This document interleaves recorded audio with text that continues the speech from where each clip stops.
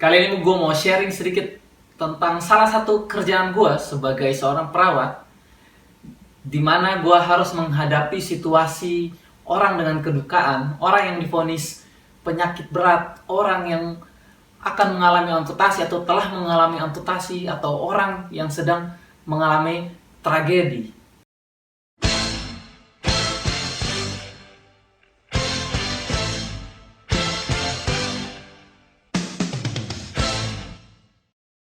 Jadi salah satu tugas gue adalah gue harus melakukan pendekatan kepada pasien dan keluarganya dalam kondisi-kondisi seperti itu. Seringkali yang terjadi pada kondisi pasien yang mengalami hal-hal yang sudah gue sebutkan tadi, akan muncul tahap-tahap kehilangan yang akan gue bahas. Yang pertama adalah denial. Seringkali orang yang divonis penyakit berat, orang yang baru saja mengalami kedukaan, kehilangan orang yang dicintai, orang yang baru saja mengalami tragedi, orang yang diamputasi sehingga kehilangan fungsi, respon pertama yang akan terjadi adalah denial. Denial ini adalah penyangkalan. Seringkali pasien ataupun keluarga menyangkal bahwa hal tersebut terjadi kepada mereka. Dalam mindset mereka, dalam pikiran mereka, mereka mengatakan bahwa mereka baik-baik saja. Mereka masih belum mau menerima kenyataan yang ada di depan matanya. Proses ini berlangsung lamanya berbeda-beda tergantung coping masing-masing individu. Setelah proses denial ini terlewati, maka akan masuk ke fase kedua, yaitu anger. Anger ini adalah kemarahan. Jadi dia meluapkan kemarahannya terhadap situasi yang terjadi di dirinya, situasi yang terjadi di lingkungan sekitarnya, atas kehilangan ataupun tragedi yang menimpa dia dan keluarga dia. Kemarahan yang dilontarkan bisa beraneka macam, bisa ke dirinya sendiri, bisa ke orang lain, bisa kepada Tuhan. Ini juga kembali lagi, fase anger ini berbeda setiap orang tergantung pada coping masing-masing individu yang tadi gue bilang.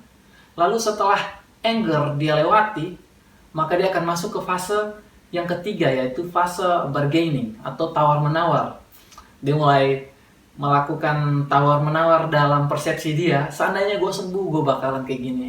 Seandainya gue pulih, gue bakalan kayak gini. Coba seandainya gue dulu kayak gini. Coba seandainya gue dulu kayak gitu, gue pasti gak bakalan kayak gini. Seperti itu. Mulai terjadi tawar-menawar dalam pemikirannya.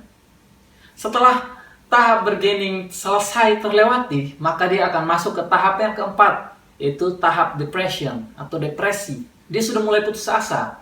Kemarahan yang dia luapkan, tawar-menawar yang sudah dia lakukan, tetap tidak membuahkan hasil yang nyata. Tetap tidak ada perubahan apa-apa, sehingga orang ini akan depresi. Dia mulai menarik diri dari lingkungan, dia mulai mengurung diri, dia mulai memandang rendah dirinya sendiri, dan seterusnya dan seterusnya.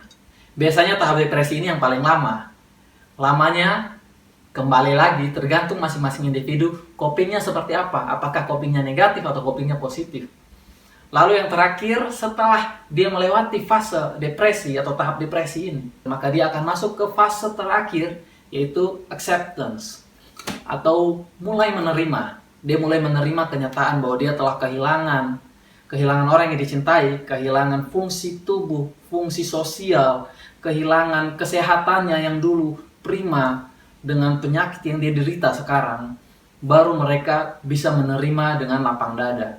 Jadi pendekatan seperti ini harus gue lakukan, dan gue harus mengerti fase mana yang sedang terjadi di pasien dan keluarga pasien, sehingga gue bisa memberikan pendekatan atau perawatan keluarga yang tepat kepada pasien dan keluarga. Jadi mungkin kalau kalian nonton dan kira-kira mempunyai masalah yang sama, selalu ingat bahwa orang-orang dengan kehilangan atau kedukaan akan mengalami 5 fase ini. Lamanya akan berbeda-beda. Kita tidak bisa memaksakan bahwa mereka harus langsung terima saat itu juga, karena ada fase-fase yang harus dilewati. Jadi semoga dengan video ini bisa berguna bagi kalian dan keluarga kalian.